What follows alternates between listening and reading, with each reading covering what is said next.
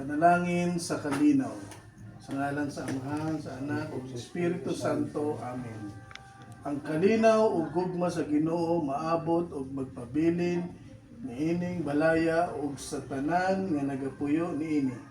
Ang Ginoo manaa kaninyo. Manaw sa kanimo. Magampo kita. O Ginoong Hesukristo, nagmando ikaw sa imong mga apostoles sa pagampo nga ang kalinaw ug gugma maghari unta sa bisan kinsay balay nga ilang pagasudlan. Santosan ang amuyo kami kanimo kining panimalaya ug puloy-an ni Mr. and Mrs. J.M.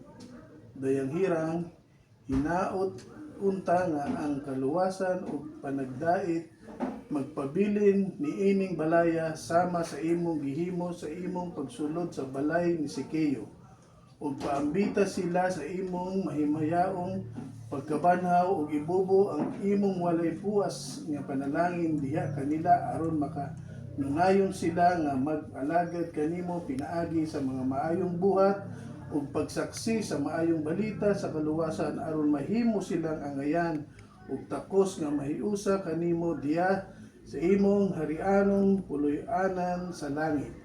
Kini among gipangayo pinaagi ni Kristo among Ginoo. Amen.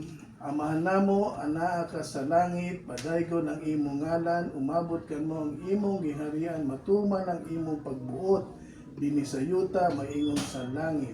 Ang kalamon namo sa matag adlaw ihatag ka namo karong adlaw ug pasaylo kami sa among masala ingon nga pasaylo kami sa mga nakasala kanamo ug dili mo kami itugyan sa panulay hinunuan luwas kami sa dautan namin. Maghimaya ka Maria, na puno ka sa grasya, ang Ginoong Dios anaa kanimo, bulahan ikaw sa babaeng tanan ug bulahan man usab ang bunga sa tiyan mo nga si Jesus. Santa Maria, inahan ka sa Diyos, igampo mo kami makasala karon sa oras sa aming kamatay. Amen. Himaya sa Amahan, sa Anak ug sa Espiritu Santo. Maingon sa sinudan karon sa gihapon sa mga katuigan nga walay katapusan. Amen. Ug manalangin kanato ang Dios ang makagagahom sa tanan, sa ngalan sa Amahan, sa Anak ug Espiritu Santo. Amen. Ipihipam. Sila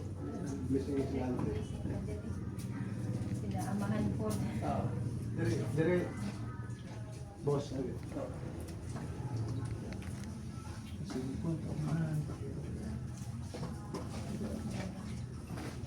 Dili na pabisingan mga kwarto. Kay last time pabisingan ra ba to? Kuan naman